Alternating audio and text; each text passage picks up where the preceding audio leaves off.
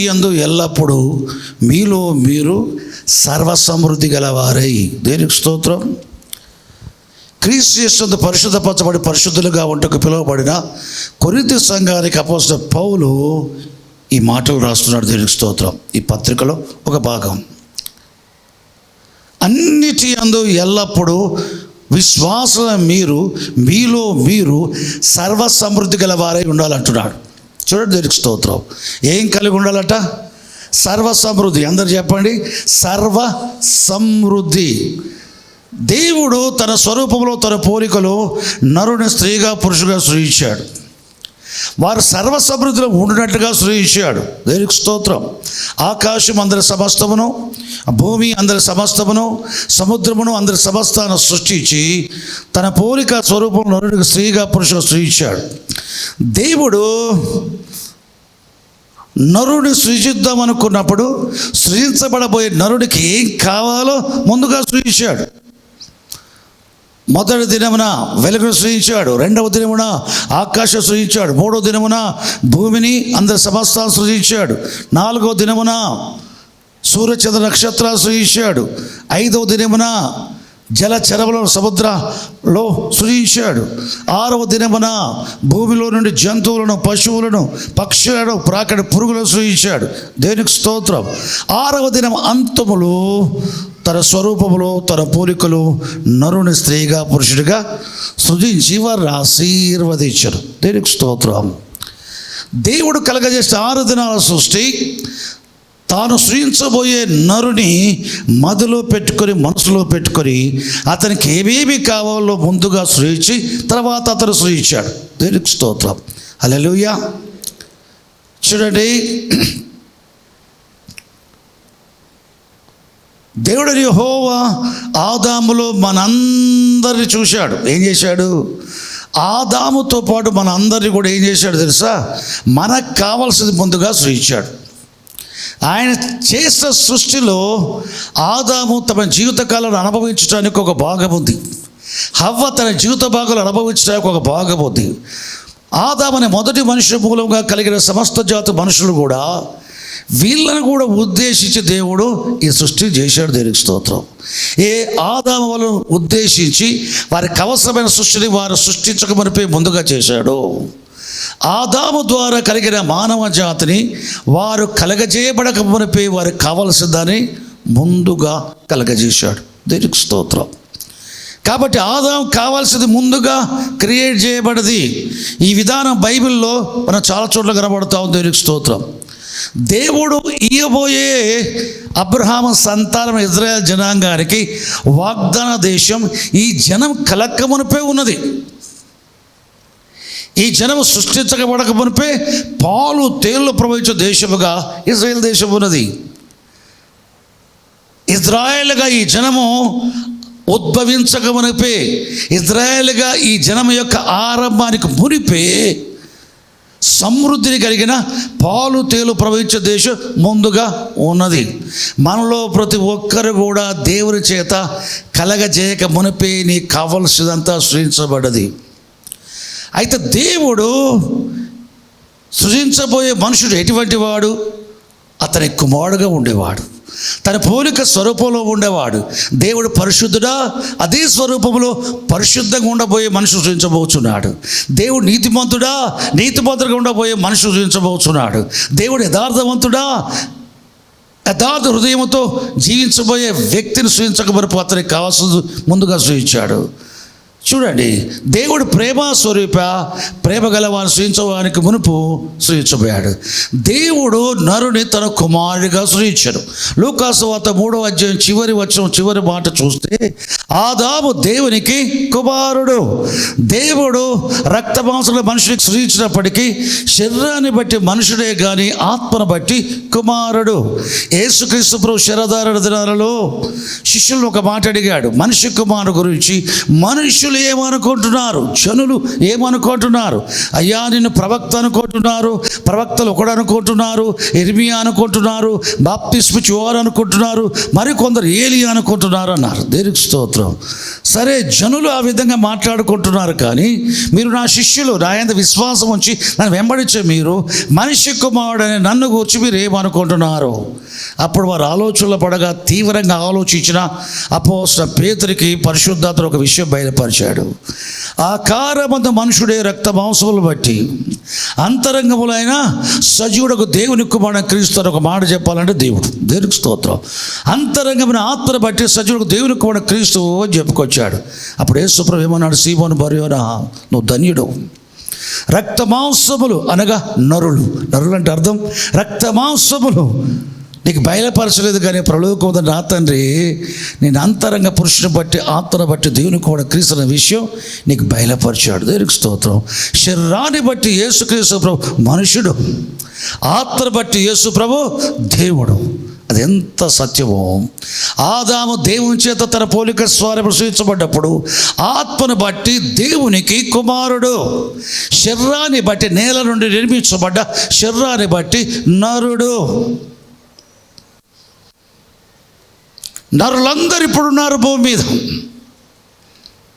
ఆదాము మొదలుకొని 10వ వాడే నోవ కాలంలో ఆదికాండం 6వ అధ్యాయం ప్రకారము నరులు భూమి మీద విస్తనారంభించినప్పుడు ఈ నరులు ఎవరు తెలుసా?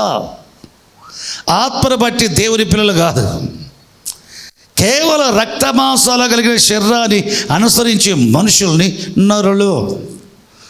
నరులు భూమి మీద విస్తనారంభించారు. దేవుడు తన కుమారుడు భూమి మీద విస్తనారంభించాలన్నాడు. దేవుడు మొదట భూమి మీద నరుని ఆత్మను బట్టి, పరిశుద్ధమైన ఆత్మను బట్టి తన కుమారుడుగా సృజించాడు. దేవునికి స్తోత్రం. కాబట్టి దేవుడు సృజిద్దాం అనుకున్నది రక్త మాంసాలు అనుసరించే మనుషుని కాదు, రక్త మాంసాలు కలిగిన శరీరాన్ని కలిగిన వ్యక్తిగా సృజించినప్పటికీ పరిశుద్ధమైన ఆత్మగా ఆత్మకు ఒక శరీరాన్ని అమర్చే విధంగా సృజించాడు. ఈ ఆత్మ పరిశుద్ధమైన ఆత్మ. మనుషుడి ఆత్మను బట్టి దేవుడు ఇతడి కుమారుడు, ఇతడికి దేవుడు తండ్రి. కాబట్టి ఆదాము దేవుని కుమారుడు. కుమారుని కొరకు ఏం కావాలో ముందుగా సృష్టించేశాడు. దేవునికి స్తోత్రం. కుమారుని కొరకు దేవుడు ముందుగా సృష్టించేశాడు. కుమారుడు దేవుని ఆజ్ఞను అతిక్రమించగా దేవుని నుంచి వేరు చేయబడ్డాడు. దేవుని నుంచి ఎప్పుడు పాపము చేత వేరు చేయబడ్డ ఈ కుమారుడైన ఆదాము ఇప్పుడు నరమాత్రుడయ్యాడు. ఇప్పుడు కుమారుడు కాదు. ఇతడు సర్వసమృద్ధి కలిగిన ఏదేని తోటలోంచి వేరు చేయబడ్డాడు. దేవుడు కుమారుని కొరకు సమస్తాన్ని సృష్టించాడు. తన పోలిక సర్వ సృష్టించబడి కుమారుణ్ణి సర్వ సమృద్ధి గల ఏదైనా తోటలో ఉంచాడు. అతనికి సాటిన సహాయగా అతని గానిద్ర కలగజేసి ప్రకటముగా తీసి స్త్రీగా నిర్మించి హవ్వాని స్త్రీని అతని భార్యగా ఉంటకు ఇచ్చాడు. ఆదామవ్వలు దేవుని స్వరూపము పోలిక కలిగిన వారై సర్వ సమృద్ధిలో ఉన్నారు. దేవుడు నరుని సృజించాడు. శరీరాన్ని బట్టి నరుడు. దేవుడు తన కుమారులు సృజించాడు. ఆత్మను బట్టి ఆయన కుమారులు. ఆయన కుమారులుగా ఉన్న వ్యక్తులను దేవుడు దరిద్రంలో ఉంచడు. ఎడారిలో నీళ్లు లేని ఎడారిలో ఉంచడు. పంటలు పండని నీళ్ళలో ఉంచడు. నీళ్లు దొరకని దేశమందు ఉంచడు. ఆహారం దొరకని ప్రదేశాల్లో ఉంచడు. ఏవి దొరకని అన్ని కొరతలు పడే ప్రదేశంలో ఉంచడు. దేవునికి కుమారులుగా కుమార్తెలుగా ఉన్నవారిని సర్వసమృద్ధిలో ఉంచుతాడు. ఒక 6 నెలలు సమృద్ధి, ఒక 6 నెలలు కొరత, ఒక 3 నెలలు సమృద్ధి, ఒక 3 నెలలు కొరత. అట్లా కాదు. అన్నిటి యందు ఎల్లప్పుడూ ఏమన్నాడు అక్కడ? అన్నిటి యందు మానవ జీవితానికి ఏది అవసరమో ప్రతి విషయములో అన్నిటి యందు, అప్పుడప్పుడు కాదు, ఎల్లప్పుడూ నీ జీవిత ఆరంభం మొదలుకొని ముగింపు వరకు కూడా నీ ఆత్మ సంబంధ జీవితానికి కావాల్సిన విషయంలో సర్వసమృద్ధి, నీ శారీరక సంబంధ విషయాల్లో సర్వసమృద్ధి గలవాడని దేవుడు కోరుతున్నాడు. అన్నిటి యందు మీలో మీరు సర్వసమృద్ధి గలవారై వ్రాయబడుచున్న పత్రిక క్రీస్తునందు పరిశుద్ధపరచబడి క్రీస్తు ద్వారా దేవుని కుమారులుగా కుమార్తెలుగా ఉండటానికి ఏర్పరచబడ్డవారు. చూడండి, సర్వసమృద్ధి అనే మాట తప్పిపోయిన కుమారుడు గురించి చెప్పబడే మాట కాదు. సర్వదరిద్రం అని తప్పిపోయిన కుమారుడు గురించి చెప్పబడ్డ మాట. ఒకప్పుడు సమృద్ధిలో ఉన్నాడు తండ్రితో ఉన్నప్పుడు. తండ్రి నుంచి వేరుగాక ఏమైపోయాడు? సమృద్ధిలోంచి వేరు చేయబడ్డాడు. సర్వ సమృద్ధి కాదు, సర్వ దరిద్రం ఏమీ లేదు. పశ్చాత్తాపడి తిరిగి తండ్రి సహవాసానికి వచ్చినప్పుడు మరలా సమృద్ధిలోనికి వచ్చాడు. దేవునికి స్తోత్రం. అంటే మరలా కుమారుడిగా చేయబడ్డాడు. ఆ వ్యక్తి కుమారుడిగా అంగీకరించబడ్డాడు. యేసు ప్రభు ద్వారా మనమందరము దేవుని కుమార్తెగా చేయబడ్డాం. మనం తీసుకొచ్చి దేవుడు ఎక్కడ పెడతాడు? సర్వ సమృద్ధిలో ఉంచుతాడు. ఆ దవల్ని సమృద్ధిగా చోటు ఉంచాడు. గొర్రెపిల్ల రక్తము చేత ఐగుప్తు నుంచి విమోచించిన ఇజ్రాయెల్ని సమృద్ధిగా చోట పాలు తెలుపు దేశంలో ఉంచాడు. ఆదాములో ఆద్యత క్రమిస్తే సమృద్ధిలోంచి వారు వేరు చేశాడు. ఇజ్రాయేల్ పాపం చేస్తే సమృద్ధి గల పాలు తెలుపు దేశంలోంచి వెళ్ళగొట్టాడు. అంటే పాపం చేసేవాడు సమృద్ధిలో ఉండడు. దేవుడు పరిశుద్ధుల ప్రకారం పరిశుద్ధంగా జీవించేవారు. దేవుడు ప్రేమ గలవాడిన ప్రకారం ప్రేమతో జీవించేవారు. దేవుడు యథార్థంగా ఉన్న ప్రకారం యథార్థంగా జీవించే వ్యక్తులు, దేవుని భయభక్తులు కలిగి ఆయన మాత్రమే సేవించి ఆయన బిడ్డలుగా జీవించే వ్యక్తులకు దేవుడు చేసే పని ఏంటంటే సమృద్ధిలో ఉంచుతాడు. చూడండి, మనం సమృద్ధిలో ఉన్నాం. మనకు కావలసినంత భూమి మీద ఉంది. నీ శరీరానికి కావలసినంత భూమి మీద ఉంది. నీ ఆత్మకు కావలసింది పరలోకంలో ఉండే. యేసు ప్రభువులో విశ్వాసం వచ్చినప్పుడు నువ్వు పరిశుద్ధాలు నింపబడ్డావు. ఇప్పుడు నీ ఆత్మకు కావలసిన పరలోకుడు కలిగిన సర్వ సమృద్ధి నీ కనుగరించబడే పరిశుద్ధాత్మలో ఉన్నది. దేవునికి స్తోత్రం. బైబిల్ ఏమని చెప్తా ఉంది? ఎఫెసీ పత్రిక 1వ అధ్యాయం 3వ వచనం 4వ వచనం 2 వచనాలు చూస్తే, దేవుడు క్రీస్తు యేసునందు పరలోక విషయములో ఆత్మ సంబంధమైన ప్రతి ఆశీర్వాదమును అనుగ్రహించను. తండ్రి దేవుడు కుమారుడైన క్రీస్తు యేసు ద్వారా ఆత్మ సంబంధమైన, అంటే నీ సొంత ఆత్మ సంబంధమైన ప్రతి ఆశీర్వాదం, దేవుడు కుమారుడు ద్వారా అనుగ్రహించిన ఆత్మ సంబంధమైన ప్రతి ఆశీర్వాదం ఏంటి? దేవుడు పంపిన కుమారుల విశ్వాసం వచ్చినప్పుడు ఆయన అనుగ్రహించిన పరిశుద్ధాత్మయే పరలోక విషయములో ఆత్మ సంబంధన ప్రతి ఆశీర్వాదం. నీ ఆత్మకు కావాల్సిన ప్రతి ఆశీర్వాదాన్ని ఇచ్చేసాడు. ఏంటది? యేసు ప్రభువులో విశ్వాసం వచ్చినప్పుడు దేవుడు అనుగ్రహించిన పరిశుద్ధాత్మ. పరలోక విషయములో నీ ఆత్మ సంబంధ ప్రతి ఆశీర్వాదము నీకు అనుగ్రహించబడిన పరిశుద్ధాత్మ. మరి ఈ లోక విషయములో శరీరములో జీవించే కాలము, శరీర విషయములో శారీరక సంబంధమైన ప్రతి ఆశీర్వాదము అనుగ్రహించడా? అనుగ్రహిస్తాడు. బైబిల్ ఏం చెప్తుంది? అన్నిటి యందు ఎల్లప్పుడూ మీలో మీరు సర్వసమృద్ధి గలవారై ఆత్మ విషయములో శారీరక విషయములో. అబ్రహాం ఆత్మ విషయములో దేవునికి స్నేహితుడు, ఆత్మ విషయములో దేవునితో నడిచినవాడు, ఆత్మ విషయములో ప్రవక్త. చూడండి, ఆత్మ విషయములో ప్రతి విషయం వ్రాయబడ్డ వాక్యం లేనప్పుడే దేవునితో ముఖాముఖ బోధించబడి ఉన్నతమైన ఆత్మగల వ్యక్తిగా ఉన్నాడు ఆయన. బైబిల్ రాయబడిన తర్వాత రాయబడిన సంగతులు మానవ జాతికి ప్రకటించబడతా ఉంది విశ్వసించడానికి. యేసుక్రీస్తు ప్రభు శరీరధారి వచ్చి చనిపోయి లేచిన తర్వాత ఈ సువార్త అందరికీ ప్రకటించబడతా ఉంది. చనిపోయి లేచి యేసుక్రీస్తులోని విశ్వాసాల పాపక్షేమం పొంది రక్షించబడవచ్చు. మీరు సర్వసమృద్ధిలోనికి రావచ్చు. ఆత్మ విషయంలో సర్వసమృద్ధి రావచ్చు. దేహ విషయంలో అన్ని విషయాల్లో నువ్వు దీవించబడవచ్చు. ఈ లోక విషయంలో పరలోక విషయంలో నిత్య శిక్షను తప్పించుకొని నిత్య జీవులో ప్రవేశించవచ్చు. దేనికి స్తోత్రం. ఈ సువార్త క్రీస్తు చనిపోయి లేచిన సువార్త విశ్వసించడం ద్వారా కలిగే విషయాల గురించి లోకమంతా ప్రకటించబడుతూ ఉంటే వినేవారు విశ్వాసానికి వస్తే వీరు అబ్రహాముకి పిల్లలు అవుతారు. విశ్వాసము ద్వారా అబ్రహాముకి పిల్లలు అవుతారు. శరీర సంబంధం ఇజ్రాయేల్ అబ్రహాము కుమారులు కాదు, కానీ అబ్రహాముకున్నట్టు విశ్వాసం గల వారు అబ్రహాము పిల్లలుగా ఎంచబడతారు. విశ్వాసం యేసు వార్తల విశ్వాసం వచ్చి మన అబ్రహాముకి పిల్లలుగా చేయబడుతున్నామో, దేవునికి పిల్లలుగా చేయబడుతున్నామో, ఆ అబ్రహాముకి పిల్లలుగా చేయబడటం ఏంటి, ఆయన తండ్రిగా ఉండటం ఏంటి, నీకు ప్రకటపడుతున్న సువార్త అది సంభవించినది. యేసు చనిపోయి లేచను. ఆయన చనిపోయి లేచిన తర్వాత నీకు ప్రకటించబడుతుంది. ఆయన చనిపోయి లేచను, ఆయన విశ్వాసం వస్తే నువ్వు రక్షించబడ్డవాడు, చచ్చిపోయిన నువ్వు లేస్తావు. ఆయన లేచి ఎట్లా నిరంతరం జీవిస్తున్నాడో చావు లేకుండా, నీవు కూడా లేచి చావు లేకుండా నిరంతరం ఆయన వల్ల జీవిస్తావు. ఈ సువార్త నమ్మటానికి ఆధారం ఏంటి? ఆయన చనిపోయి లేచను. ఆధారం కలగజేసిన తర్వాత మనకు ప్రకటింపజేసి నమ్మమంటున్నాడు. సాధ్యమయ్యే వారికి సాధ్యమవుతుంది, సాధ్యం కాని వారికి సాధ్యం కావట్లే. కానీ అబ్రహాముకి క్రీస్తు లోకానికి శరదాలే రాకవరిపోయి 2000 సంవత్సరాల క్రితమే, అనగా క్రీస్తుకు 2000 సంవత్సరాల క్రితమే అబ్రహాముకి మొదట సువార్త ప్రకటించబడారు. గలతీ 3 ప్రకారం చెప్తా ఉంది, రోమా 9 ప్రకారం చెప్తా ఉంది. దీనికి స్తోత్రం. అబ్రహాముకి ముందుగా సువార్త ప్రకటింపబడెను, అబ్రహాము నమ్మెను, అది అదే రీతిగా ఎంచబడను.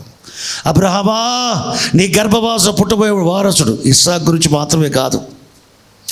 దావీదు, నీ నడువ పుట్టబోయేవాడు నాకు నామఘనత కొరకు మందిరాన్ని కడతాడు. సొలొమోను గురించి మాత్రమే కాదు. దేవునికి స్తోత్రం. దావీదు సంతానంగా సొలొమోను గురించి చెప్పిన మాటల్లో రాబోయే క్రీస్తున్నాడు. నీ గర్భవాసం పుట్టబోయేవాడని అబ్రహాంతో చెప్పిన మాటల్లో ఇస్సాకుతో పాటు రాబోయే శరదారి వచ్చే క్రీస్తు గురువు ఉన్నాడు. దేవునికి స్తోత్రం.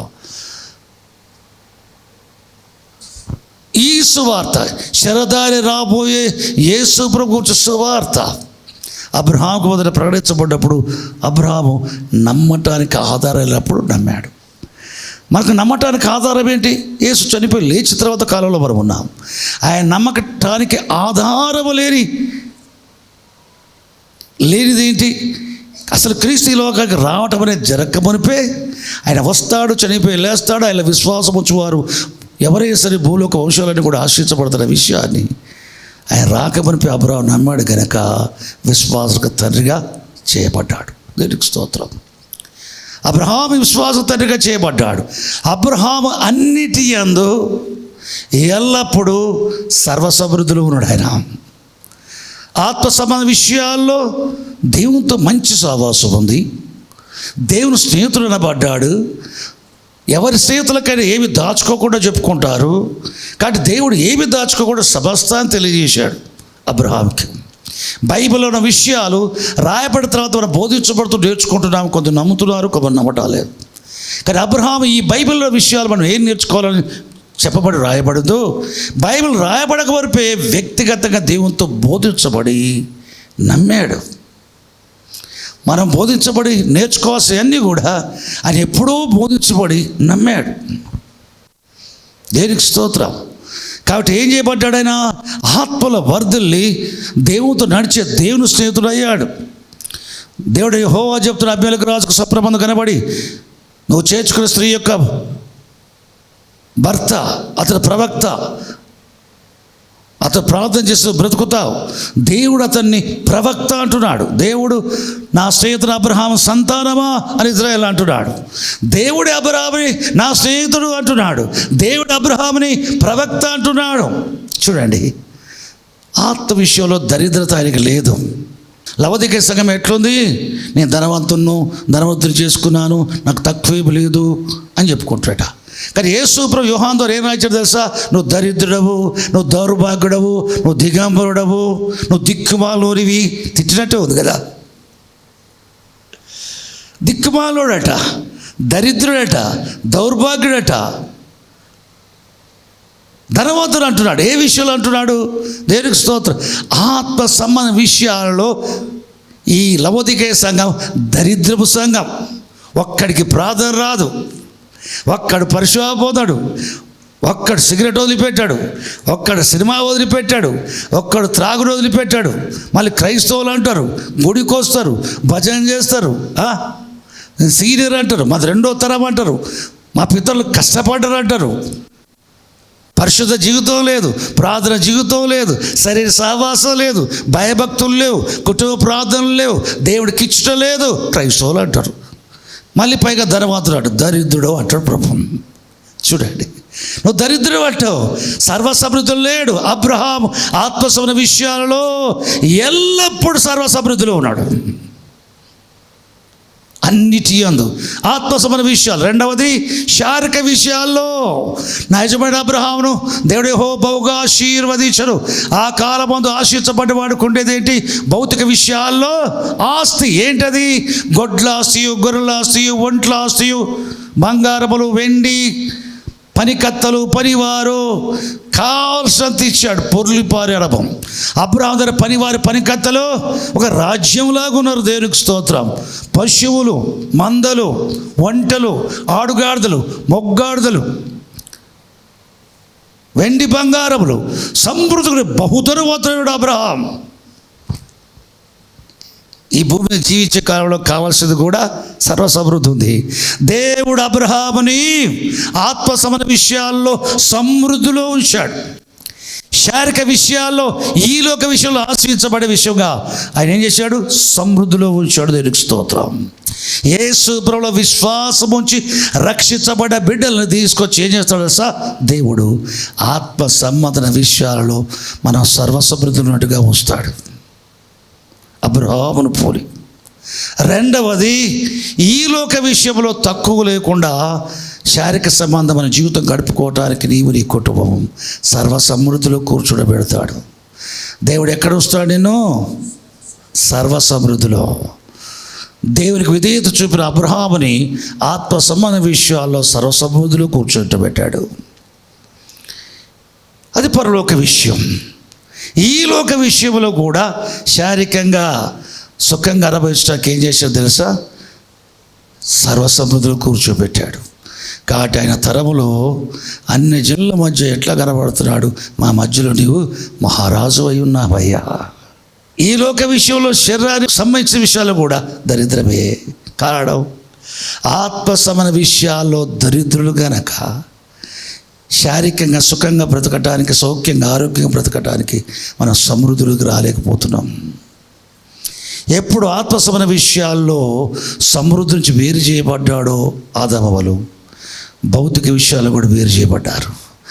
ఎప్పుడు ఆత్మ సంబంధ విషయాల్లో భ్రష్టులుగా, దరిద్రంగా ఇజ్రాయేల్ చేయబడ్డారు, కనాను అనే పౌలుతుల ప్రజ సమృద్ధిలోంచి వారు వేరు చేయబడ్డారు. ఎప్పుడు దేవునికి వేరుగా బ్రతకాలని ఆశపడతారు చూడు, తండ్రికి వేరుగా బ్రతకాలని ఎప్పుడు అనుకున్నాడు చిన్న కుమారుడు? సమృద్ధిలోంచి వేరు చేయబడ్డాడు. మొదటిది సహవాసం కోల్పోవడం అంటే ఆత్మ సంబంధం దరిద్రం. ఎప్పుడు ఆత్మలోని దేవునితో సహవాసాన్ని కోల్పోతావో శరీరకు సంబంధించిన సమృద్ధిలోంచి నువ్వు వేరు చేయబడతావు. ఇది చాలా ప్రాముఖ్యమైన విషయం. ప్రియులారా, దేవునికి స్తోత్రం. మీలో మీరు స్వర సమృద్ధి గలవారే. ఎల్లప్పుడూ అన్ని విషయాల్లో మీలో సర్వసమృద్ధి గలవారమే.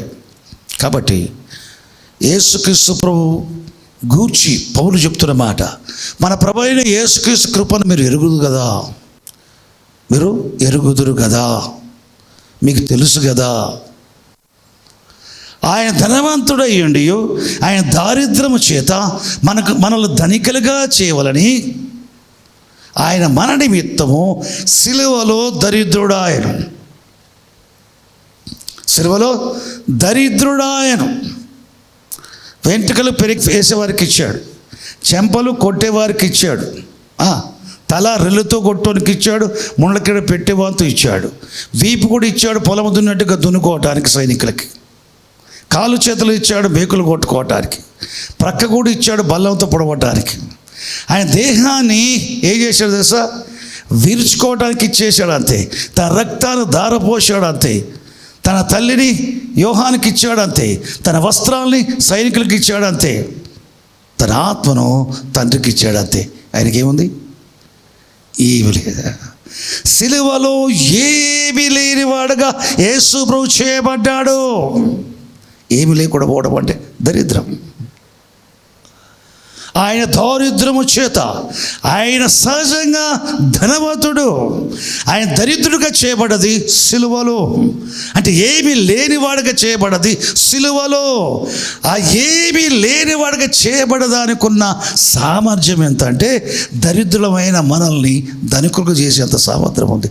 ఆయన దారిద్రము చేత దరిద్రులు మనము ధనికులము కావాలని ధనవంతుడు ఆయన దరిద్రుడిగా చేయబడెను. ఆయన దరిద్రం మనల్ని ఏం చేస్తుందట?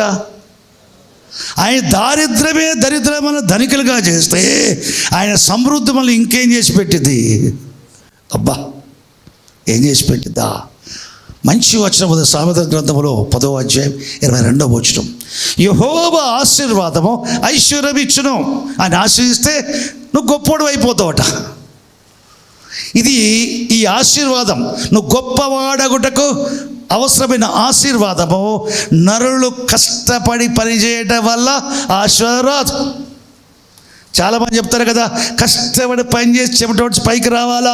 అబ్రహాం లింకన్ స్ట్రీట్ లైట్స్ కింద చదువుకొని అమెరికా ప్రెసిడెంట్ అయ్యాడు. లాల్ బహదూర్ శాస్త్రి చదువుకోవడానికి ఓ నది దాటి వలసాల్సి వచ్చేది. ఈత కొట్టుకొని అవతల పోయి స్కూల్కి అటెండ్ అయ్యి తిరిగి వచ్చేవాడు. మళ్ళీ ఈత కొట్టుకొని యువతల ఊరికి వచ్చేవాడు. కాబట్టి మన దేశ ప్రధాని అయ్యాడు. కష్టపడి పైకి రావాలా. కష్టపడ్డాడు పందులు కాసుకుంటా. తప్పిపోయిన కుమారుడు పొద్దు నుంచి సాయంకాలం వరకు తలకు నూనె లేక, సరైన వస్త్రాలు లేక, పాదాలకు చెప్పులు లేక, ఉండటానికి నివాసం లేక, తినడానికి తిండి లేక, తాగడానికి నీళ్ళు లేక, పలకరించే దిక్కులేని బ్రతుకులో పూట ఆహారం కోసం పందులు మేపడానికి కష్టపడి పనిచేశాడు. కష్టపడి పందులు కాచిన కానీ పందులు తినే పొట్టు కూడా దొరకలేదు. అది శాపం.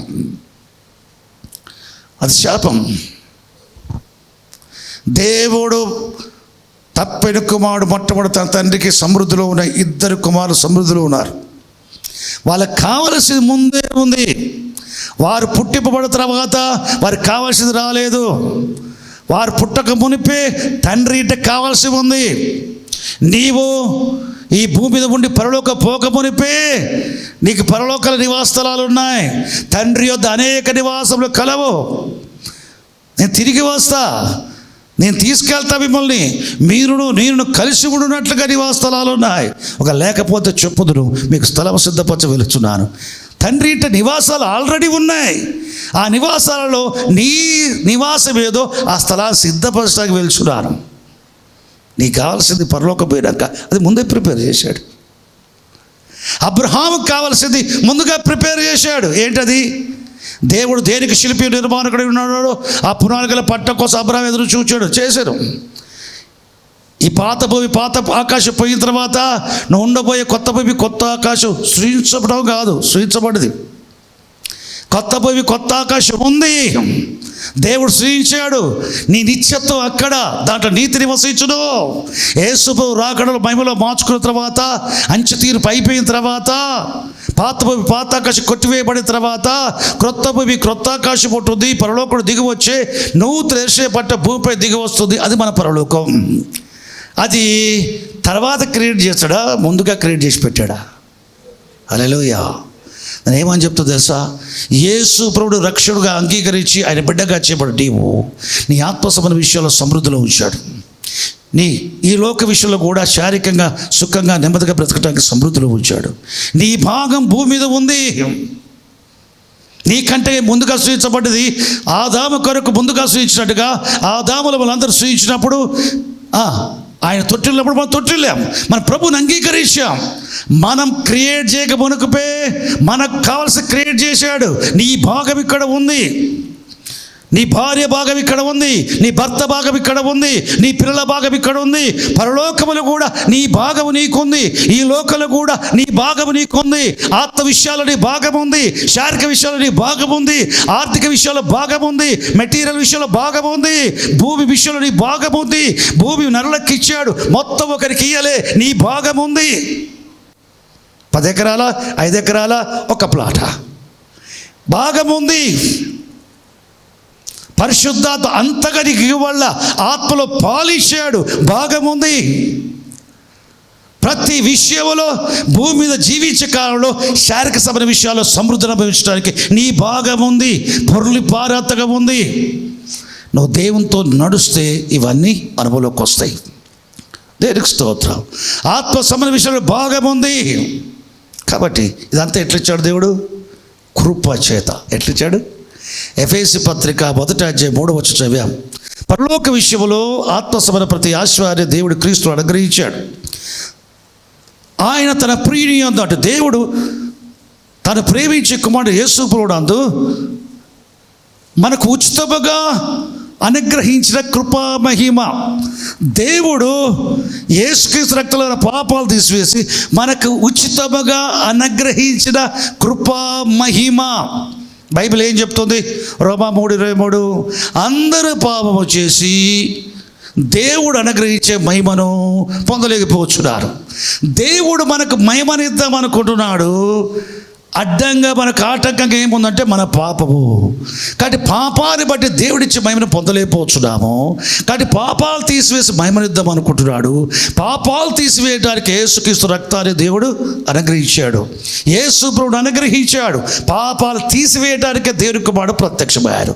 దేవుడు పంపిన తన కుమారుని యొక్క రక్తము మన పాపం నుంచి విడిపిస్తుంది, పరిశుద్ధపరుస్తుంది. పాపము నుంచి విమోచించబడి మనం మహిమ పొందటానికి ఇక ఆటంకం లేదు. అనగా త్రిత్వంలో 3వ వ్యక్తిని దేవుడు యేసు ప్రభు నామములో నీలోనికి పంపడానికి అడ్డమేమి లేదు. కుమారు రక్తంలో కడగబడ్డ వారికి తండ్రి కుమారు నామములో పరిశుద్ధత మనకు ఉచితముగా. దీన్నే ఆయన తన ప్రియునియందు, ఆయన అంటే దేవుడు తన ప్రియునియందు యేసుక్రీస్తు నందు మనకు ఉచితముగా అనుగ్రహించిన తన కృపామహిమ. ఏంటదా కృపామహిమ? పరిశుద్ధాత్మ. నీ ఆత్మకు మహిమ ఉంది, అది కృపామహిమ. ఉచితముగా అనుగ్రహించడం మహిమ ఎట్లా వచ్చింది? అనుగ్రహించబడ్డ పరిశుద్ధాధార. తండ్రి పంపించిన కుమారుల విశ్వాసం వస్తే, కుమారుల విశ్వాసం వచ్చినందుకు తండ్రి పరిశుద్ధాత్మను అనుగ్రహిస్తున్నాడు. అది ఆత్మసంప్రతి ఆశీర్వాదం. క్రీస్తునందు విశ్వాసం వచ్చిన వారికి క్రీస్తు ద్వారా దేవుడు ఉచితముగా అనుగ్రహించిన కృపా మహిమ. ఉచితముగా నీ ఆత్మసంబంధ ఆశీర్వాదం ఉచితం.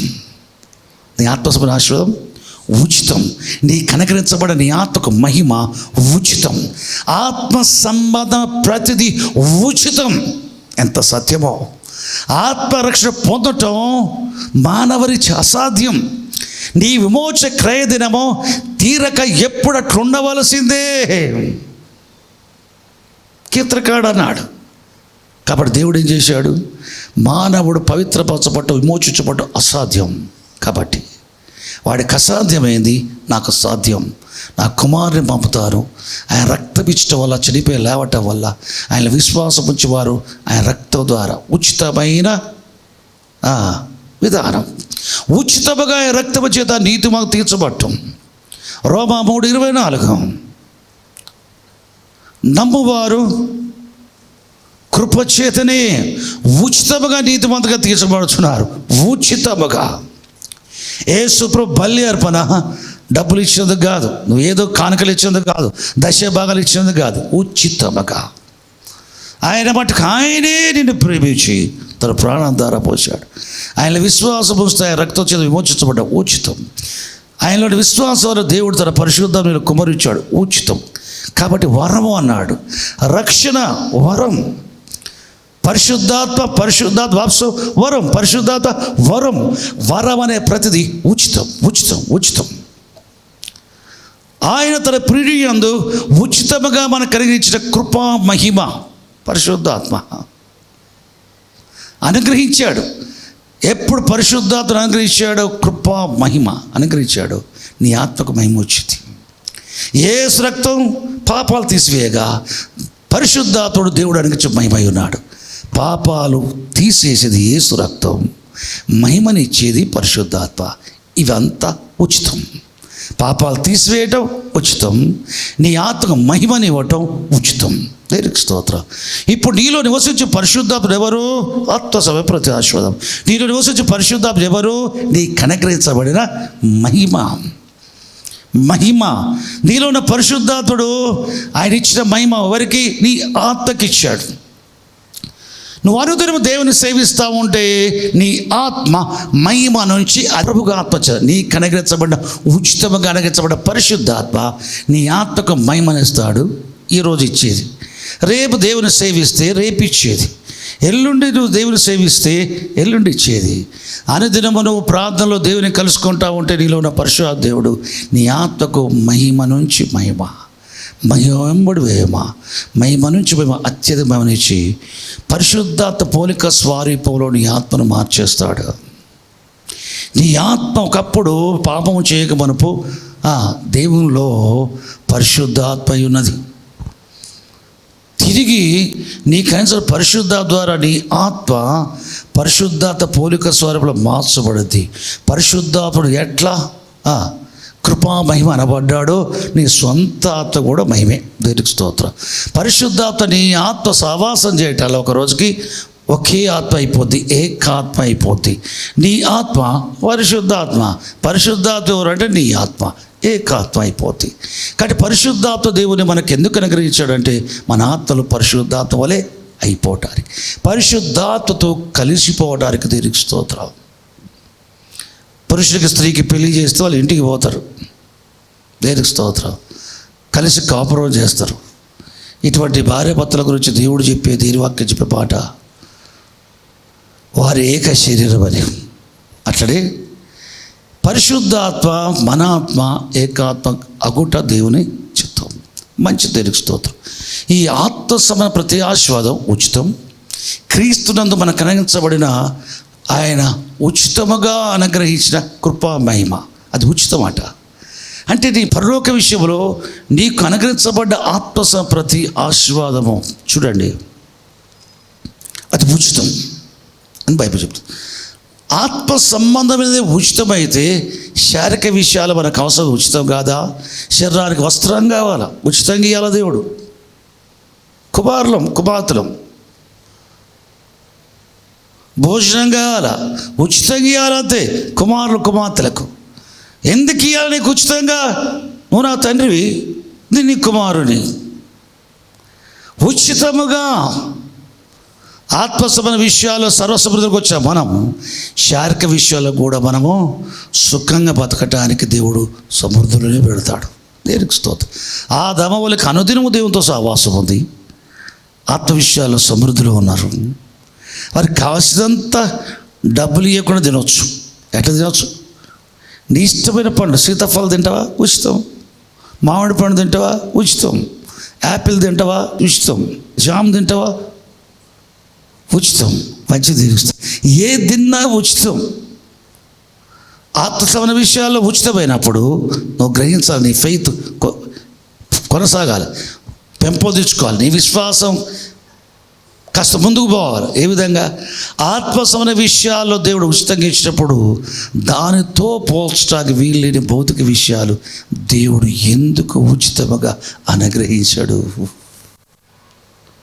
ఆకాశ పక్షులు చూడండి, అవి పొలాల విత్తనాలు వేయవు, సొంత పొలాలు వాటికి లేవు, విత్తనాలు వేయవు, పంట కోయవు, కొట్టలో కూర్చుకోవు, అయినా పరలోకన మీ తండ్రి వాటిని పోషిస్తున్నాడు.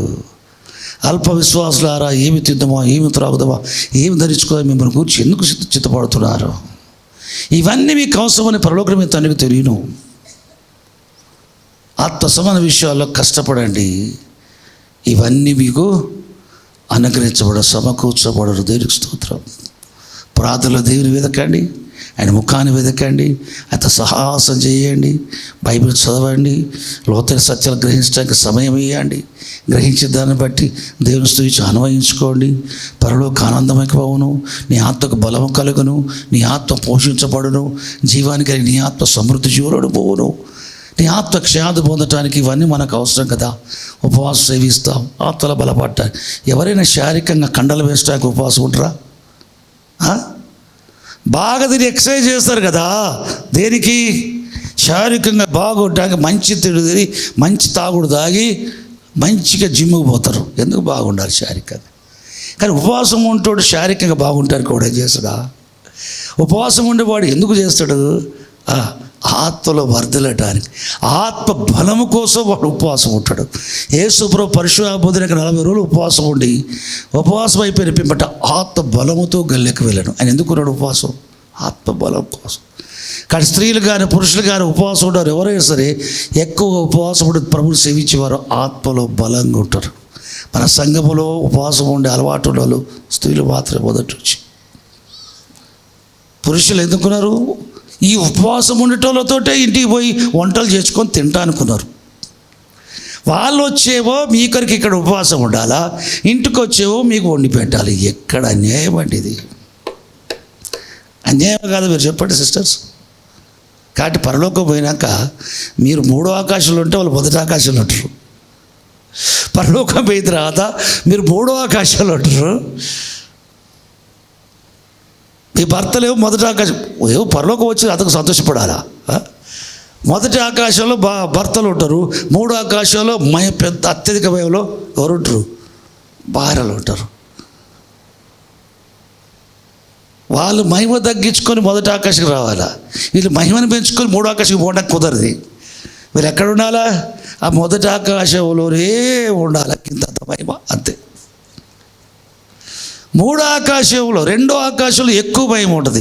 3వ ఆకాశంలో ఈ 1వ ఆకాశంలో పోయి అక్కడ ఉండలేరు.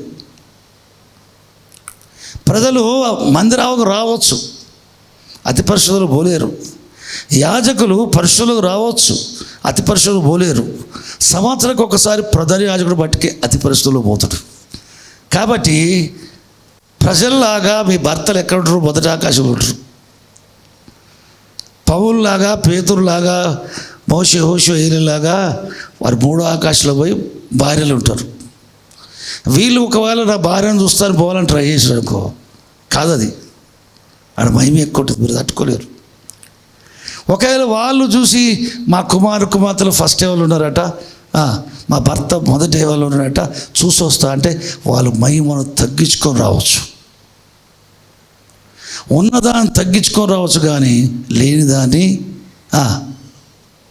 కలగజేసుకోపోవడం అనేది లేదు. దేనికి స్తోత్రం, దేని వైపులాగాక పరలోకంలో అది లేదు. వాళ్ళు వచ్చి రావచ్చు. అది మేము ఈడున్నావు, నువ్వు ఆడున్నావు అంతే. చెప్పినప్పుడు విన్నావా? భూమి మీద ఉన్నప్పుడు ప్రార్థనకు వస్తే నాకు జాత కాదు, నువ్వు చేసుకోను. నేను ఉపవాసం ఉంటే నువ్వు అపహాస్యం చేసినావు. ఉపవాసం ఉండి వచ్చింది నీరసంగా ఉన్నది కదా, పాప ఆమెను ఏం కష్టపెడతారు అనుకోలే. వండు, అది వండు, కిచెన్లో అది చేయి, ఇది చేయి. మీరు తిట్టగా తిన్నారు, మేము ఉపవాసం ఉన్నాం. కాటి ఆడున్నాం, థర్డ్ హెవెన్లో ఉన్నాం, 3వ ఆకాశంలో మేము ఉన్నాం మొదట. కానీ ఎప్పటిదాకా ఉండాలి 1వ హెవెన్లా? ఎప్పటిదాకా ఉంటుంది 3వ హెవెన్ అంటే? ఎప్పటికీ మార్పు లేదా? ఒకసారి ట్రై చేయడానికి అసలు ఏమి లేదు.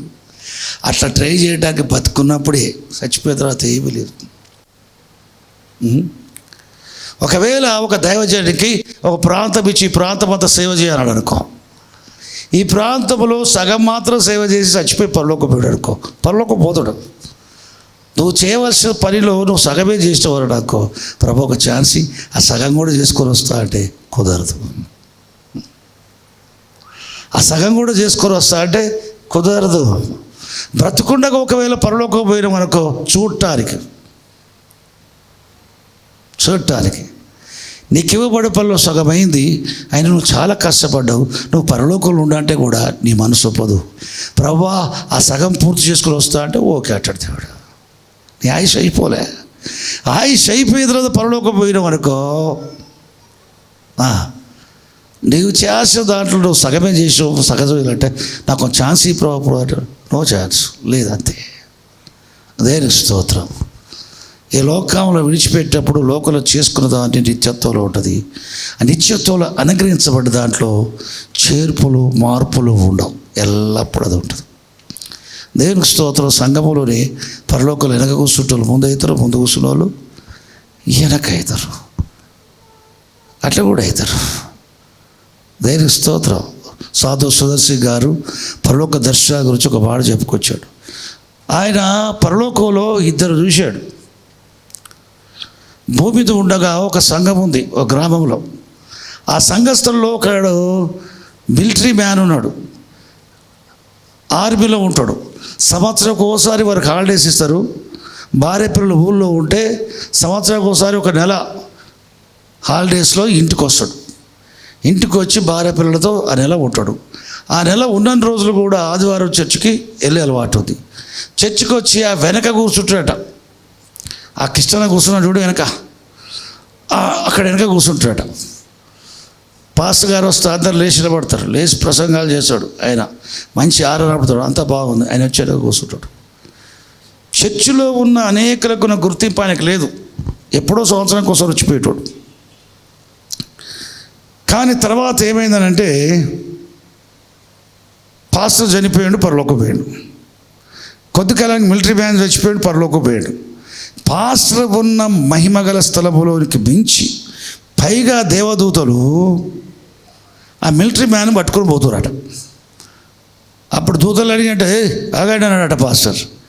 నేను పాస్టర్ని, ఆయన సంవత్సరానికి ఒకసారి చర్చకు వస్తాడు, ఆ మూలకు వెనక కూర్చుంటాడు, ఆయన పైకి తీసుకుపోతారు, నన్ను ఈడబడేశారు. నేను పాస్టర్ని, నా సంఘంలో సభ్యుడైన సంవత్సరానికి ఒకసారి వస్తాడు 2-3 వారాలు, ఆయన పైకి తీసుకుపోతారు బైబిల్లోనికి, నన్ను ఈడబడేశారు అంటే నువ్వు బైబిల్ చదవలేదా అని అడిగినాడు దూత ఎవరిని? పాస్టర్ని.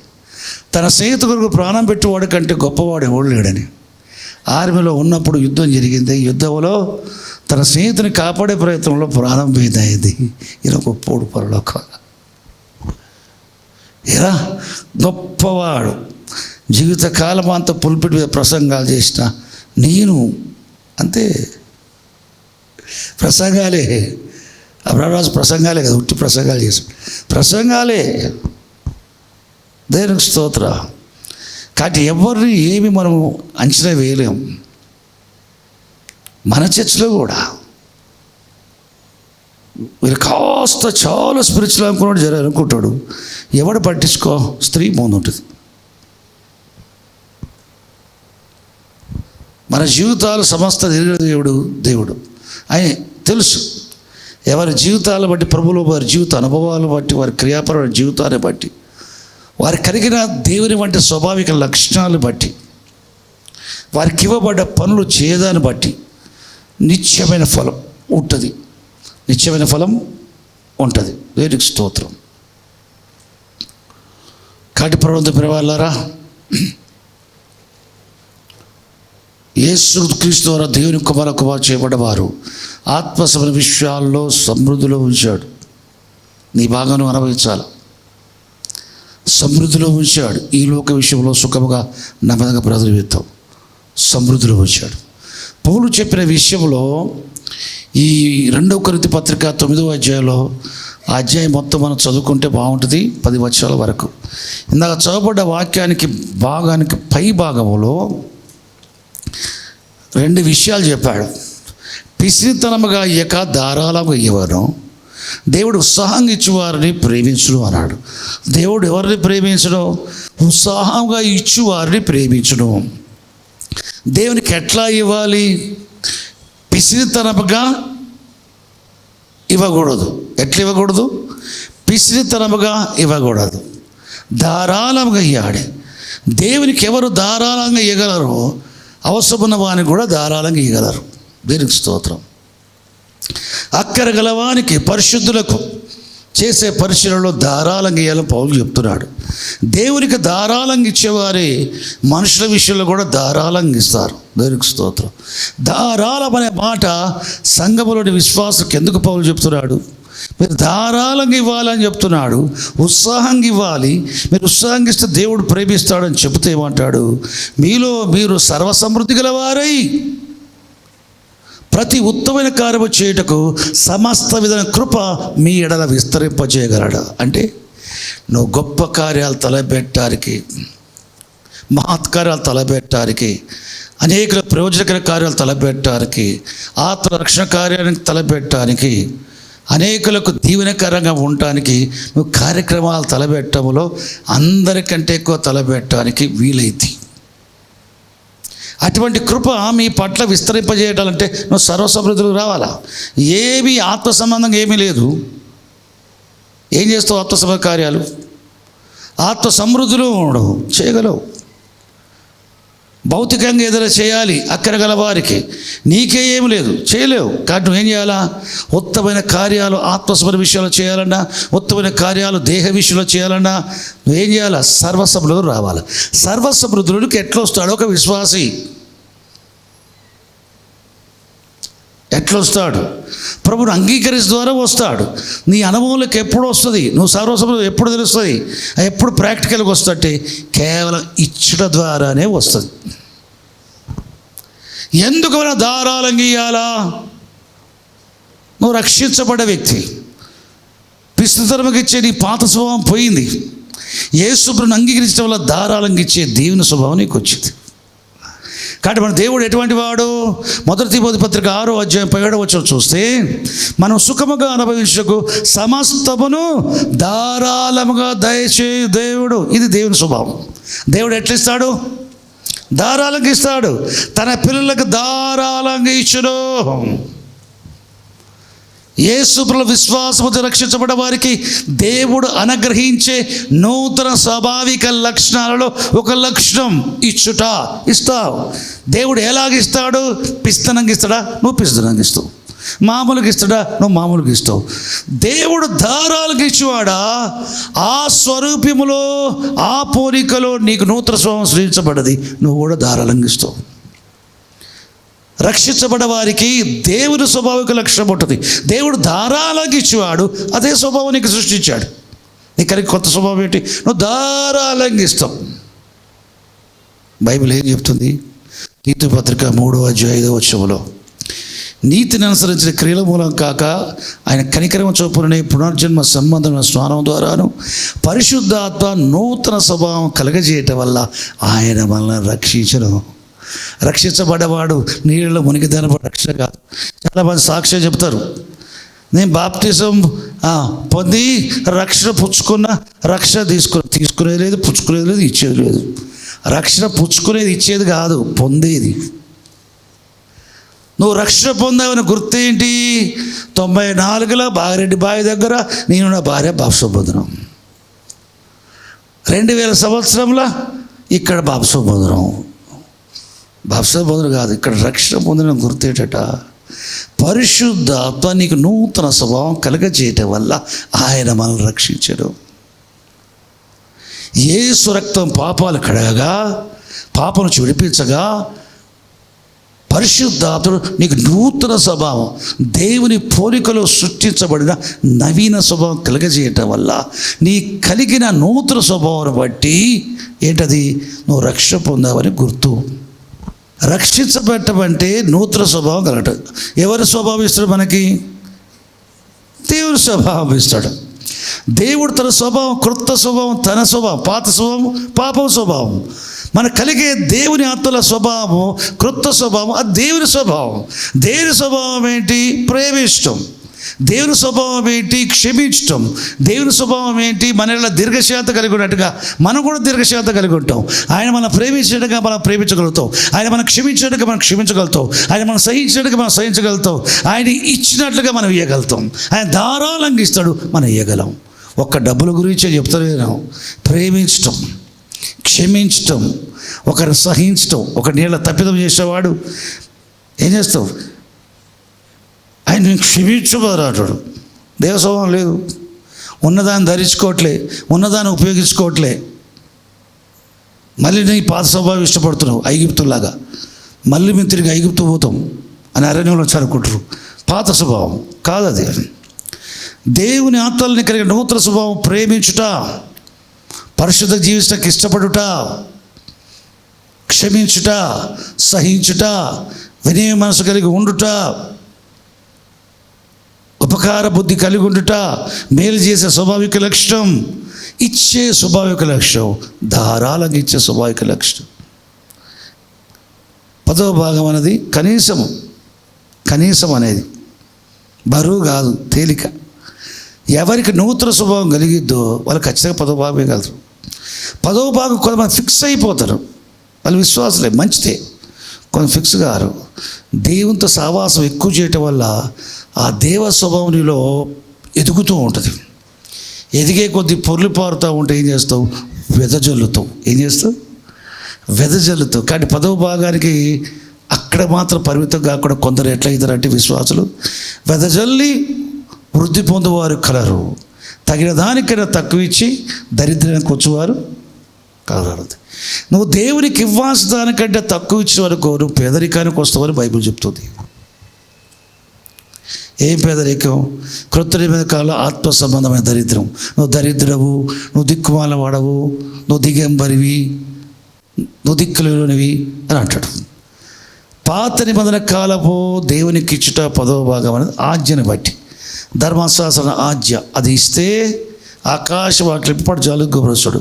ఈ భౌతికమైన ఇయ్యకపోతే నువ్వు శాపగ్రస్తుడవు, ఇయ్యకపోతే నువ్వు దొంగవు, దేవుని దగ్గర దొంగతనం చేస్తున్నావు. ఎన్ని సంవత్సరాలు ఇవ్వ అన్ని సంవత్సరాలు దేవుని దగ్గర దొంగతనం చేస్తున్నావు. ఇది అంతవరకే కొత్త నిబంధనలో వర్తించదు. అది అహరోను క్రమంలో చేరిన యాజకత్వం 10వ భాగం. మెల్కిసెదెకుకు మొట్టమొదట 10వ భాగం ఇచ్చింది ఎవరయ్యా అంటే అబ్రహాం. బైబిల్లో దేవునికి 10వ భాగం ఇచ్చింది మొట్టమొదటి వ్యక్తి అబ్రహాం. ఆయన ఇచ్చింది అహరోను క్రమంలో ఇయ్యలేదు. పాత నిబంధన ధర్మశాస్త్రం రాలేదు. అహరోను క్రమం ధర్మశాస్త్ర సంబంధమైంది. ధర్మశాస్త్రం రాకమునిపే అబ్రహాము 10వ భాగము మెల్కిసెదెకుకు ఇచ్చాడు. బైబిల్లో 2 రకాలున్న యాజక ధర్మాలు. ఒకటి క్రమాలు, అహరోను యాజక క్రమం. రెండవది మెల్కిసెదెకు క్రమం. అహరోను క్రమం, మెల్కిసెదెకు క్రమం. అయితే అబ్రహాం ఇచ్చింది మెల్కిసెదెకు క్రమంలో. అబ్రహాం ద్వారా లేవి ఇచ్చింది మెల్కిసెదెకు క్రమంలో.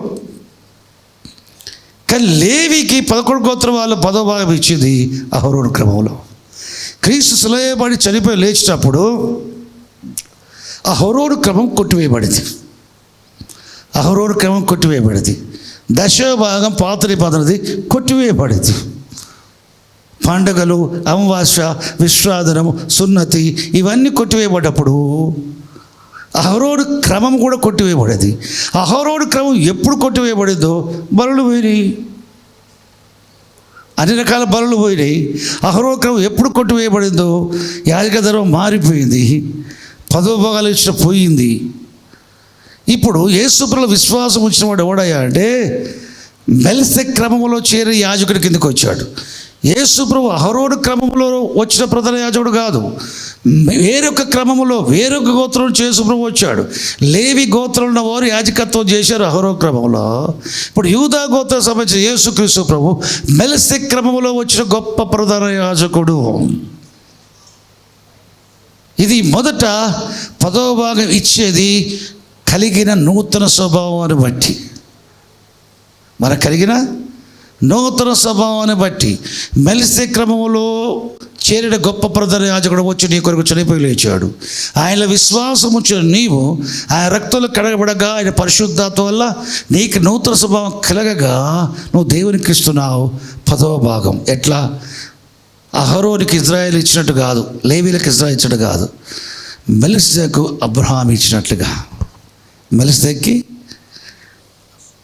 అబ్రహాము ఇచ్చినట్లుగా మనము కూడా అబ్రహాం ఏ క్రమంలో ఇచ్చాడో మెల్కిసెదెకు క్రమంలో చేరిన మన గొప్ప ప్రధాన యాజకుడైన యేసుక్రీస్తు వరకు ప్రవేశిస్తున్నాం. దేనికి స్తోత్రం.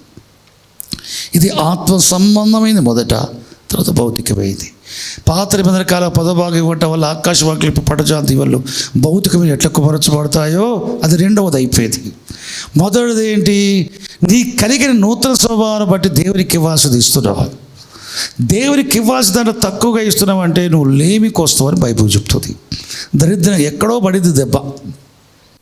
అందరు చివరి మూమెంట్లు పడతాయి. ఒకరి ఆరంభం కంటే ముగింపు ముఖ్యం అని అన్నాడు.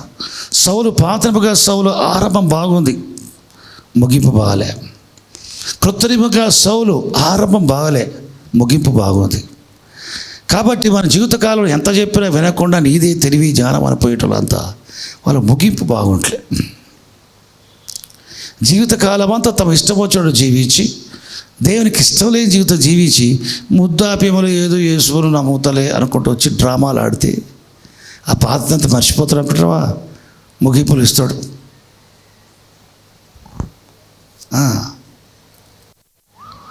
కాబట్టి దేవునికి స్తోత్రం. ఆరంభం కంటే అంతం మేలని బైబిల్ చెప్తుంది ప్రసంగిలో. ముగింపు బాగుండదు. సౌలు జీవితం ఆరంభం బాగాలే, కొత్త నిబంధన సౌలు ముగింపు బ్రహ్మాండంగా ఉంది. కానీ పాత నిబంధన సౌలు ఆరంభం బాగుంది, ముగింపు బాగలేదు. మన ఆరంభ దశ బాగలేకపోవచ్చు, ఆ తర్వాత దశ ముగింపు దశ బాగుండాలి. దేవునికి స్తోత్రం. హల్లెలూయా. కాబట్టి బెలిస్తే క్రమంలో చేరిన వారు యేసుప్రభు బెలిస్తే క్రమంలో యేసుప్రభులో విశ్వాసం వచ్చినప్పుడు వారికి కలిగే నూతన స్వభావం దేవుని పోలిన స్వభావం. దేవుని పోలిన స్వభావం ఏంటంటే ధారాళంగా ఇష్టం, పిస్తరం ఉండదు, అనుమానం ఉండదు, సనుకుతూ గురుగుతుండదు. ఇవ్వటములో వారు అత్యధిక సంతోష గల వారి. మరి కావాలా, ఇంకేం కావాలా, నన్ను ఏం చేయమంటారు, అడిగి ఇస్తారు. దేవునితో సహవాసం పెరిగే కొద్దీ నీకు కలిగిన నూతన స్వభావం నూతనపరచబడుతూ ఉంటుంది. నీకు కలిగిన కొత్త స్వభావం దినదినము నూతనపరచబడే స్వభావం అది. కాబట్టి ఆరంభంలో ఉన్న తర్వాత ఉండదు. నువ్వు దేవుని సహవాసం సన్నగిలితే ఇవ్వటంలో సన్నగిలుతావు. దేవునితో సహవాసంలో ఎదుగుతూ ఉంటే ఈ కలిగిన నూతన స్వభావం దినదినం నూతనపరచబడి ఇదివరకు చక్కగా ఇస్తావు, కాలం గడిచే కొద్దీ మరీ చక్కగా ఇస్తావు. ఇక్కడ అనౌన్స్ చేసింది ఇస్తావు, కానీ ఇప్పుడు ఏం అనౌన్స్ చేయకుండా నీ నుంచి ఏమైనా చేయాలా, ఇప్పుడు అవసరం ఉందా, నా నుంచి ఏం చేయాలి అడుగుతావు. ఎందుకు అడిగినా ఇయ్యరు కదా, అడగవని పెరిగి ఏమైనా ఇయ్యాలా, ఏమైనా చేయాలంటాడంటే అతడు అంతరంగ పురుషుడు నూతనపరచబడుతున్నాడు. అతని కలిగిన నూతన స్వభావం దినదినము నూతనపరచబడి వర్ధట జరుగుతుంది కనుక ఇవ్వటంలో ఆయన ఉత్సహిస్తున్నాడు. అది రుచి తెలిస్తే, ఇవ్వటం అనే రుచి తెలిస్తే, ఎందుకు అన్నిళ్ళు కూడా కమని చెప్తారు. ఏం చెప్తారు? తీసుకున్న దానికంటే ఇచ్చే దాంట్లో ఉన్నంత తృప్తి తీసుకున్న దాంట్లో ఉండదంటారు. ఇది బైబిల్ చెప్పే సత్యమే. యేసుప్రభు చెప్పిందే, పుచ్చుకున్న కంటే ఇచ్చుట ధన్యత అన్నాడు యేసుప్రభు. కానీ లోకంలో ఉన్న వారు కూడా ఏం చెప్తున్నారంటే ఇతరులు ఇచ్చేది తీసుకున్న దానికంటే ఇతరులు ఇచ్చే దాంట్లో తృప్తి ఉంటుంది, ఇతరులకు ఇవ్వటంలో ఉన్న తృప్తి తీసుకోవటంలో ఉండదు అని అన్యులు చెప్తున్నారు. మరి విశ్వాసుల వారు నా కలిగిన నూతన స్వభావం ఎట్టిది, ధారాళంగా ఇచ్చే స్వభావం. నాకు కలిగిన నూతన స్వభావం ఎట్టిది, నా సోదరులకు ప్రేమించే స్వభావం. నాకు కలిగిన నూతన స్వభావం ఎట్టిది, దేవుని వంటిది, క్షమించే స్వభావం, దేవుని వంటి స్వభావం, సహించే స్వభావం, దేవుని వంటి స్వభావం, దీర్ఘశాంతం వహించే స్వభావం, దేవుని వంటి స్వభావం, ఆశ నిగ్రహం, దేవుని వంటి స్వభావం. బేరు చేయాలా, నా వల్ల ఇతరులకు ఏదైనా జరగాల, నేను ఏం చేయాలా, చర్చికి నేను ఏం చేయాలా, పాస్టర్ నీకు ఏం చేయాలా అనేది దేవుని స్వాభావిక లక్షణం. ఈ స్వాభావిక లక్షణం నీలో పనిచేస్తున్నంత కాలం ఇయ్యకుండా ఉండలేవు. ఇయ్యకుండా ఉంటున్నావంటే ఈ స్వాభావిక లక్షణం నీలో పనిచేయట్లే. నీళ్ళలో మునిగిందే నువ్వు రక్షణ అనుకుంటున్నావు. కాదు, రక్షణ అనేది నీకు కలిగిన నూతన స్వభావాన్ని బట్టి ఉంటుంది. నీకు కలిగిన నూతన స్వభావమే నువ్వు రక్షించబడుట. నూతన స్వభావం లేదు, పాత స్వభావం ఉన్నది. నీళ్ళలో మునిగినా అని చెప్తే నీవు మోసపరచుకోవటం, సైతాడు గంతులేస్తాడు, వీడు ఇట్లే ఉండాలి, ఈ ముసుకిందే ఉండాలి. ఆ నీళ్ళలో దిగి బాప్సం పొందాడు, రక్షణ పొందాడు అనుకుంటాడు, వాడు స్వభావం మారలే. ఈ నీళ్ళ బాప్సం అనే దాని మీద ముసుగు కింద వీడు ఉండాలి అనుకుంటాడు సాతాడు. కానీ దేవుడు అయ్యో వీడు సత్యంలో రాలేదురా, ఇంకోసారి ఛాన్స్ ఇస్తాం ప్రసంగం వినేటట్టుగా, దేవుడు అవకాశం ఇస్తాడు. కొంతమందికి చిన్నప్పటి నుంచి డబ్బు పిచ్చి ఉంటుంది. ఈ ధనాపేక్ష అనేది వాక్యం ఆ జీవితంలో పనిచేయలేదు. అందుకే ముళ్ళపల్లో విత్తబడిన వారిలో ధనమోసం వాళ్ళకి అడ్డం వచ్చేది ఫలభరితంగా లేకపోవడం కారణం ధనమోసం. కాబట్టి ఆత్మ సమృద్ధికి రారు వారు, దీనిలో రారు, సమృద్ధికి రారు. దేనికి స్తోత్రం. నీ సమృద్ధి ఉన్నా నీ అనుభవంలో రాదు, నీ బాగా నువ్వు అనుభవిస్తాను. దేవుని బిడ్డలకు నీకు కావాల్సిన ముందుగా ప్రిపేర్ చేసేది కాకులు ఎత్తుకపోవద్దు. నువ్వు పిచ్చినోడు అనుకో, ఎవ్వరికి భిక్షం పెట్టవనుకో, ఒక్కడికి ఛాయ్ దాపి వరకు, దేవునికి స్తోత్రం. ఒకవేళ అట్లుండేవనుకో, నీకు ఏమైనా ఉంటే కళ్ళు మూసుకొని ప్రార్థన చేసేవనుకో, ప్రభా ఈ ఆహారం ఇచ్చిన స్తోత్రం అని చెప్పి కళ్ళు తెరిచినప్పుడు కాకెత్తుకపోద్ది. ఎందుకు ఎత్తుకపోద్ది అని అంటే నీకు ఇచ్చే గుణం లేదు కదా, కాబట్టి ఇది కూడా ఎత్తుకపోద్ది. నీ కొరకు ప్రిపేర్ చేసేది ఎత్తుకొని పోతుంది, అనుభవంలోకి రాదు. నీ భాగం నీకు అనుభవంలో రావాలంటే దేవునికి స్తోత్రం. ఏం చేయాలా? దేవుడు ధారాళంగా ఇష్టం స్వభావం కలిగినట్టుగా నువ్వు ధారాళంగా ఇస్తే నీ కొరకు ప్రిపేర్ చేసేది బ్రతికే కాలంలో అది నీ భాగం అనుభవిస్తావు. నీ పిల్లల భాగం నీ పిల్లలు అనుభవిస్తారు, నీ భార్య భాగం నీ భార్య అనుభవిస్తుంది, నీ ఇంటి వారి భాగం మీరు అనుభవిస్తారు. దేవునికి స్తోత్రం. అదేవిధంగా ఈ లోకంలో పుట్టగనిపై మన కొరకు ముందుగా సృష్టించినట్టుగా పరలోకంలో ప్రవేశించకపోయిపోయి మనకు కావాల్సింది ముందుగానే దేవుడు ప్రిపేర్ చేస్తాడు. నీకు కావాల్సింది ముందు, తర్వాతనే అది. దేవునికి స్తోత్రం, దేవుని మహిమ కలుగాక. హల్లెలూయా. మంచిది.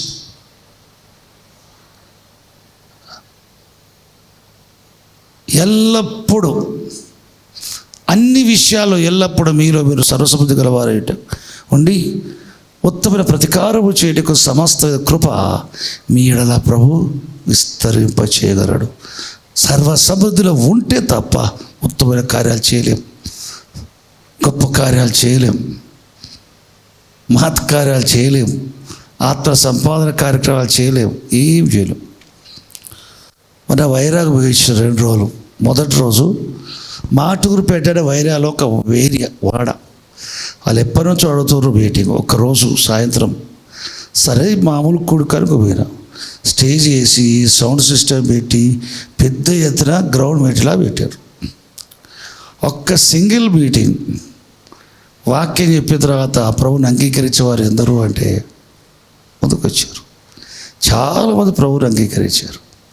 వాళ్ళకు ఒక పండగలాగా అయిపోయింది ఆ ఏరియాలో. మీటింగ్ అయిపోయి వెళ్ళిపోయేటప్పుడు నెక్స్ట్ డే వాళ్ళు చెప్పిన మాట ఏంటంటే, మాకు 3 నెలలకు ఒకసారి కావాలా, 6 నెలలకు ఒకసారి కావాలా. దేవునికి స్తోత్రం. అంటే నేను సంవత్సరానికి ఒకసారి వస్తాను. హల్లెలూయా. ఇదే ఫిబ్రవరిలో, ప్రతి సంవత్సరం ఫిబ్రవరిలో వస్తాయని చెప్పిన. దేవునికి స్తోత్రం, దేవునిగా. వారు ఆ ఉత్తమైన కార్యం చేయటానికి కారణం ఏంటి? అటువంటి వారికి దేవుడు ఏమిస్తాడు? సమస్త విధ కృప అట్టడి కార్యాలు చేయడానికి విస్తరింపజేస్తాడు. మరి అట్టడి కార్యాలు చేయడానికి వాళ్ళు ఎక్కడ ఉండాలా? సమృద్ధిలో ఉండాలి. ఆ సమృద్ధిలో నువ్వు ఎట్లా వస్తావు? నువ్వు ధారాళంగా ఇయ్యటం వల్ల వస్తావు. ధారాళంగా దేవుడికి ఇచ్చేవాడు నీ కొరకు ముందుగా క్రియేట్ చేసేది నీ అనుభవంలోకి వస్తుంది. అది సమృద్ధి. అప్పుడు ఉత్తమమైన కార్యాలు చేయటం, చేసేవాడికి ఇంకా చేయుటకు సమస్త విధ కృప విస్తరింపజేస్తాడు. పని చేయని వానికి ఉన్న కృప బుద్ధి, పని చేసేవాడికి ఇంకా కార్యాలు చేయడానికి సమస్త కృప విస్తరింపజేస్తాడు. మనం ఎప్పుడు కూడా చురుగ్గా దేవుని పనులు చేసేవారుగా ఉండి నానా విధమైన కృప మన పట్ల గొప్ప కార్యాలు తలపెట్టడానికి ఈ ఎంటైలో ప్రభు మనకు అందరికీ అనుగ్రహించును కాక. ఆమేన్. ప్రార్థన చేసుకుందాం. పరిశుద్ధులైన తండ్రి, పరలోకమున మా ప్రభువా, నీకు స్తోత్ర గంతా ప్రభావ చెల్లిస్తాం. నరుని సృజించక మనపు అతనికి కావాల్సిన ముందుగా సృజించావు ప్రభా. సృజించబడ్డ నరుడు ప్రభా దేవుని కుమారుడుగా సృజించబడ్డాడు. నీ కుమారులను కుమార్తెను ప్రేమించేవాడవు, వారి కొరకు సర్వసమృద్ధిని సృష్టించేవాడవు.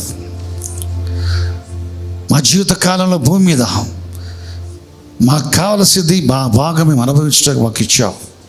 అది అనుభవించాలంటే నీతో సహవాస కలిగి నీ బిడ్డగా జీవించాల్సింది. మా ప్రియ తండ్రి, మా కొరకు కరగజేసిన పరలోకాన్ని బట్టి స్తోత్రం. క్రొత్త భూమి, క్రొత్త ఆకాశం, క్రొత్త యెరూషలేము పట్టణాన్ని బట్టి స్తోత్రం. తండ్రి, అనేక నివాసాలు ఉన్నాయని ప్రభు ద్వారా చెప్పించండి. నీవు పరలోకంగా రాకమనిపే మాకు కావాల్సిన వాడు సృజించావు. నీకు స్తోత్రం. ఎంత మంచి తండ్రివే, నీకు స్తోత్రాచరిస్తున్నాను ఆయన. నీ పిల్లగా ఉండే భాగ్యాన్ని మాకు ఇచ్చినకై కృతజ్ఞతలు చెల్లిస్తున్నాను ఆయన. యేసు ప్రభు నామములో మా ప్రియ తండ్రి, నీ అందరి విశ్వాసం వల్ల నీ పోలిక స్వారూప్యంలోని నూతన స్వభావం మనకు సృష్టించబడ్డది. నువ్వు ప్రేమించే స్వభావాన్ని కలిగి ఉన్నావు, ఆ స్వరూపం మాకు ఇచ్చావు. క్షమించే స్వభావం నీకుంది, అది మాకు ఇచ్చావు. ధారాళంగా ఇచ్చే స్వభావం నీకుంది, అది మాకు ఇచ్చావు. మేమును ప్రభు ధారాళంగా ఇచ్చే స్వభావాన్ని అనుసరించి ధారాళంగా ఇచ్చి మేము సర్వసమృద్ధిలోకి వచ్చే సహాయం చేయి. మా కొరకు సిద్ధపరిచిన మా భాగాన్ని అనుభవం రావటానికి ప్రభు ఇచ్చే ఆజ్ఞను మాకు ఇచ్చావు. మేము ఇవ్వాల్సింది ధారాళంగా ఇస్తే తండ్రి, ధారాళంగా మేము అనుభవించగలుగుతామన్న సత్యాన్ని ప్రతి ఒక్కరు గ్రహించే కృప చూపు. సర్వసమృద్ధిలో ఎల్లప్పుడూ అన్ని విషయాలు మేము ఉండాలి. ఆత్మసమైన విషయాల్లో సర్వసమృద్ధి, ఐక్య విషయాల్లో సర్వశుద్ధి గలవారమై సర్వసమృద్ధి గలవారమై ఉత్తమైన ప్రతికారము చేయుటకు మా ఇళ్ళ సమస్త కృప విస్తరింపచేయుట నువ్వు చేయగలవు. చేయి. నీ నామన గొప్ప కార్యాలు తలబెట్టాలా, మాకు ఇవ్వబడ పనులు మేము చేయగలగాల. ఏం చేయాలన్న తపన మాలో ఉండాలి, మేలు చేయాలన్న కోరిక మాలో పుట్టాలి. అది కార్యసిద్ధి కలగజేయడం జరగాలి ప్రభా. అటువంటి క్రైస్తవ జీవితాన్ని, నిన్ను కూర్చే సాక్ష్యం స్థిరపరచబడిన జీవితాన్ని మాకు అనుగ్రహించండి తండ్రి. దేవ, ఈ లోకంలో తోకగా తలగా ఉంచండి, క్రిందివారుగా కూడా పైవారుగా ఉంచండి. పుచ్చుకునేవారు కాకుండా ఇచ్చేవారి గురించి నీ వల్లైన తృప్తితో కూడా జీవితాన్ని మాకు అనుగ్రహించి మా యందు మహేపరచబడు, మమ్మల్ని ఆశీర్వదించు. యేసుక్రీస్తు పేరిట ప్రార్థిస్తున్నా పరమ తండ్రి. ఆమేన్.